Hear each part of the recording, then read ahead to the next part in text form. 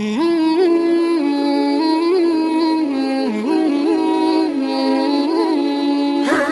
6 days I had avoided talking about religion, and there in front of me was a religious cleric, a Milano. And everything in Afghanistan is dirty, ripped and torn and dusty. He was wearing an immaculate ivory gown, one which went right down to the ground. The Taliban's clothes were above their ankles. This guy's clothes were right down to the ground. You couldn't see his feet. And he had a great big ivory turban. A very modest beard by Afghan standards, very light brown, modest beard, and light brown eyes. And he had beads which he moved, like rosary beads, which he moved 2 at a time. And there was something else about him that I thought was weird. And when I mentioned it to my first Muslim crowd, a few of them went, Alhamdulillah. When I told them, I said there was something really weird about this guy. He had a shine on his face. It was like a light on the inside coming out. I've never seen anything like it before.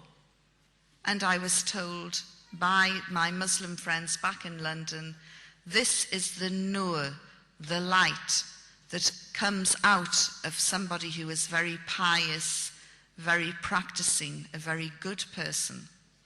I didn't know that at the time. I just thought there's something weird and spooky about this guy. After I recovered, I moved aside and invited him into my room. And he was so graceful and elegant, he didn't even seem to walk. He just glided in and glided down. And I sat opposite him, and Hamid acted as the translator. And he said, "What is your religion?" And I thought, oh, here we go. I said, "I'm a Christian." He said, "Yes, but what sort of Christian? Are you a Roman Catholic? Are you a Protestant?" I said, "I'm a Protestant from the Church of England." And he's smiling and moving his beads. And he said, "And what do you think of Islam?" "Oh," I said, "it's fantastic. It's absolutely wonderful." Of course, I knew nothing about Islam, very little, and the little that I knew was totally wrong as it turned out. And I went off in praise for 2 minutes of this faith that I knew so little about. And he smiled and he moved his beads. And then when I finally stopped running out of adjectives, he said, "Islam is a beautiful religion." I couldn't agree more. And then again, I ran off in praise of Islam. And he smiled as he listened, and Hamid translated. And I said, "Do you know, the people around here are so passionate about their faith that they pray 5 times a day. I know because I've watched and counted it." And he looked. He must have thought, "You stupid woman," but I didn't realize that Muslims are expected to pray 5 times a day. So he moved his beads, and then he said, "So, you would like to convert?" And I thought, he's led me into a blind alley here.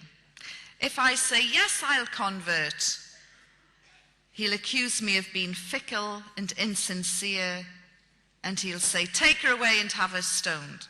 If I say, "No, I'm not interested," he'll say, "How dare you insult Islam? Take her away and have her stoned." So I'm trying to come up with the right answer. And then in the end I said, "Look, I can't make such a life-changing decision while I'm in prison, but if you let me go, I promise I will read the Quran and I will study Islam." And he smiled and he didn't say anything more, and he rose up and he glided out. Hamid went scuttling after him, and he returned a few minutes later and he said, "You're going. "You're going home on a red crescent plane." Well, I punched the air and congratulated myself for having dealt with this Milana, this religious man, in such a clever way. And within a few minutes, the little goods that I had accrued were in a plastic bag, and off I was in a truck heading for Kabul. 7 hours later, after a dusty, bumpy ride, we came into Kabul and drove straight past the airport. But I was okay. I just thought, well, there are other Westerners being held by the Taliban. We're probably going to pick them up. All I know is that I'm going home on a red crescent plane. That night I was to find out another aspect to the character of the Afghan people. They don't like giving you bad news. They don't like telling you anything that will upset you or cause an adverse reaction. And so we drove past the airport, and then we pulled into a really grim prison. Everything that you would imagine a third world prison to be. And I could tell by the heated conversation and the expressions on everyone's face that I was going nowhere that night, certainly not on a red crescent plane. The next day, the 9th day, I was feeling really crotchety. So I'm feeling really wretched and bad-tempered and thinking I'm never going to get out of this place. I can't take much more of this. And the Deputy Foreign Minister returned with his sidekick, a man I called the Smiling Assassin. And he said, "We want to ask you a few more questions."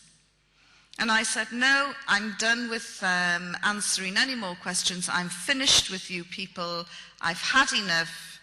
And I then launched into a series of insults and curses and swearing.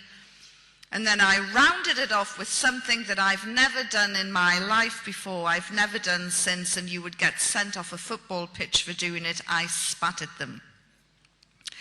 And then I went into my cell and I started shaking. And just then one of the female prison officers came in, and which was translated for me later, and she said, "Tell the English woman she is going to be flogged because she cannot do this to high-ranking people." So I'm standing there rigid with fear, cursing me and my big mouth, and wondering, is there going to be a public flogging? Will Al Jazeera be there to record it? You know, what is going to happen? And I'm standing there rigid with fear, and about 10-15 minutes later, we heard the gates open in the courtyard. The Smiling Assassin walked in, and he had in his hand the one thing that I wanted, the very thing I had gone on hunger strike for 9 days earlier. He had in his hand a satellite phone, and he strutted around the cell and showed off this satellite phone. And he said, all of you can ring home. You can all ring your families today. Apart from her, the English woman, she's horrible and she spat at us and she has to be punished. So it's interesting, this is how the most evil, brutal regime in the world decided to punish me. And as I say, that was my punishment, which I, looking back, think shows a degree of wisdom and insight on their part, which is more than can be said for my behaviour. And my only mitigation is, look, I hadn't eaten for 9 days and I was starting to get fractures. That afternoon, the senior officers returned and they removed me without warning, got my things together and said, "You're going."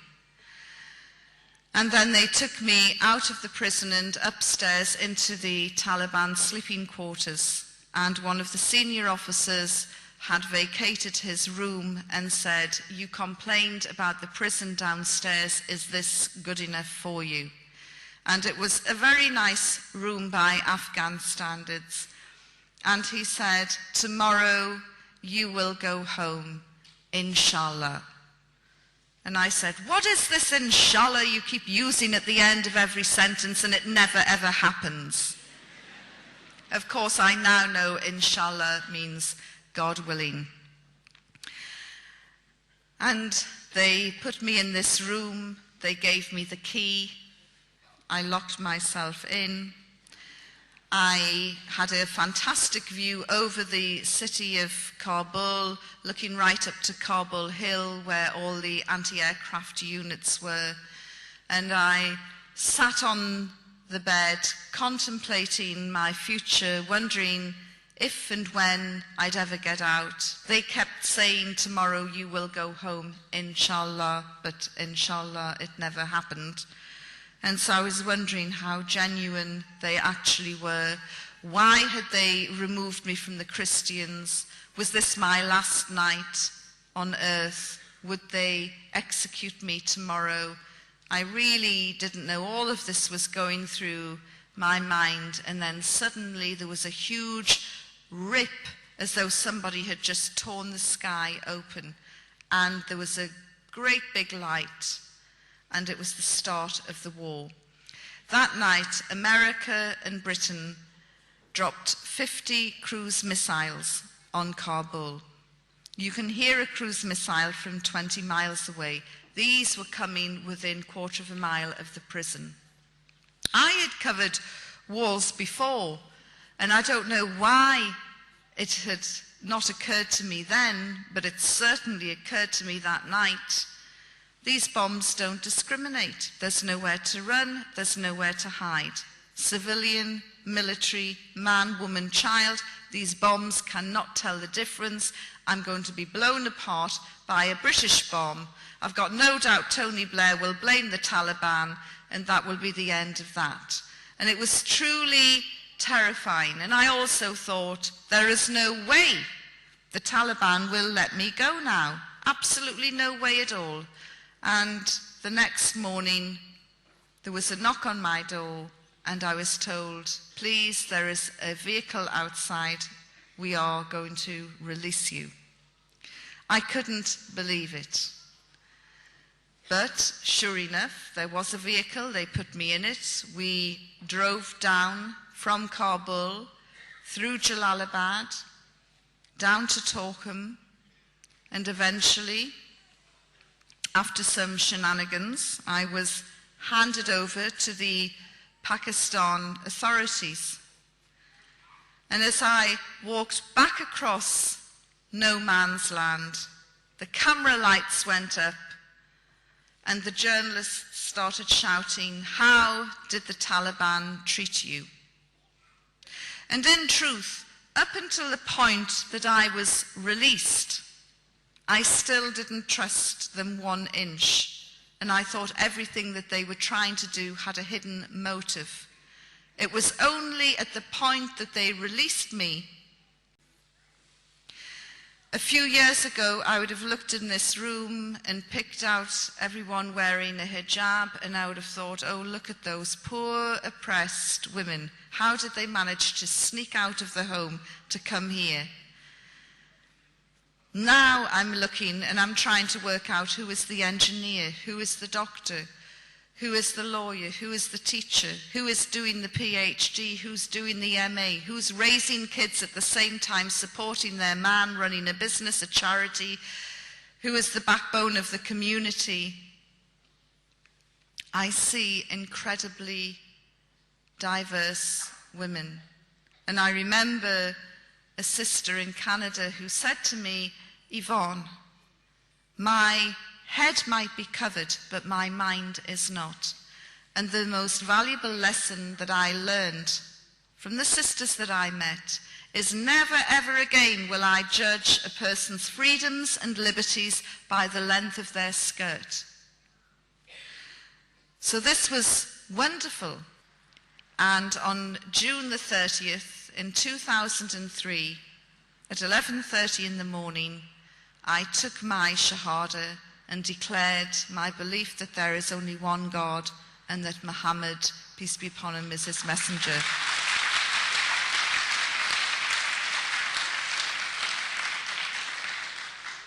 And I joined then what I consider to be the biggest and the best family in the world. And I know that wherever I go in the world, it doesn't matter how remote the place is, I will meet brothers and sisters who will give me their love and support and help if I need it. And that is very important to me. I was also lucky enough in January this year to go on Hajj, the annual pilgrimage which Muslims are required to do at least once in their life.